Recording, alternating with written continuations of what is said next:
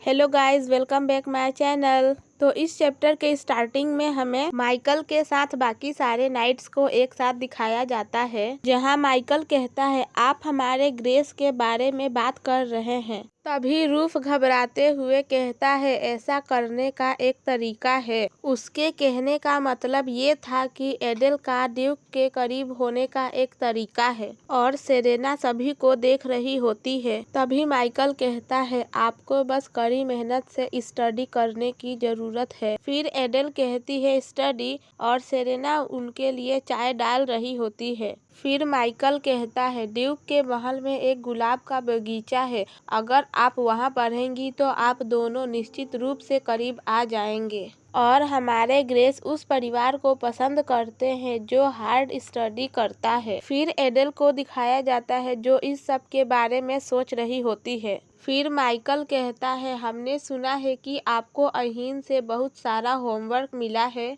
यदि आप उस सारे होमवर्क पर कड़ी मेहनत करती हैं और अगर आप भी जल्दी सोने में कामयाब हो जाती हैं, तब निश्चित रूप से आप ग्रेस के करीब हो जाएंगी। एडेल माइकल की सारी बातें सुनती है, फिर कहती है मैं कड़ी मेहनत करूंगी। फिर माइकल कहता है यस माय लेडी। फिर तारा चौपिन से कहती है हाँ यह सही है। फिर माइकल कहता है क्या मैं आपको बगीचे में ले जाऊं? फिर एडेल कहती है हाँ, लेकिन मैं जाने से पहले सिर्फ एक कप चाय पीऊंगी। फिर सेरेना एडेल को चाय देती है और एडेल सेरेना से कहती है थैंक यू। फिर एडेल चाय को आराम से पी रही होती है और मन ही मन कहती है पहला घूंट कड़वा है, लेकिन धीरे धीरे यह मीठा और चमकीला होते जा रहा है और यह कितना आकर्षक स्वाद है। तब सेरेना कहती है यह गोल्ड रोडेमीन चाय है, मैंने इसे उस क्षेत्रीय चाय का उपयोग करके बनाया है जिसके लिए बोसेन साम्राज्य प्रसिद्ध है। फिर चौपिन चौंकते हुए कहता है रोडेमीन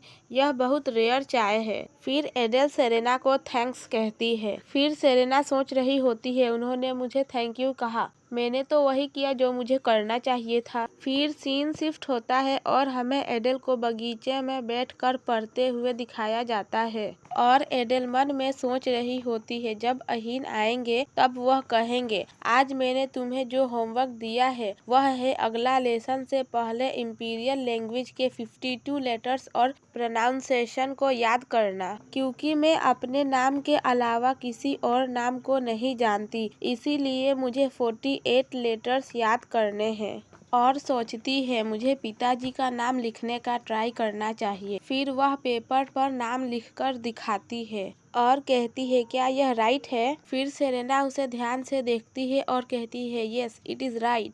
फिर हम एडेल को देखते हैं जो बहुत खुश होती है। फिर सेरेना कहती है सोचिए कि आप उन्हें पहले से ही इस तरह से एक साथ जोड़ सकती हैं, आप बहुत अद्भुत हैं। लेकिन सिर्फ एक सलाह देना चाहती हूँ, नाम का पहला लेटर बड़ा होना चाहिए। तब एडेल कहती है लाइक दिस। फिर सेरेना कहती है यह सही है, वेल डन माय लेडी। फिर एडेल कप की ओर देखती है और कहती है मैं तो सारी चाय पी चुकी हूँ, लेकिन पिताजी घर कब आ रहे हैं? और सोचती है माइकल ने कहा कि अगर मैं कड़ी मेहनत से पढ़ाई करूंगी तो मैं अपने पिता के और करीब आ जाऊंगी। क्या ऐसा है कि मैंने अभी भी पर्याप्त प्रयास नहीं किया है?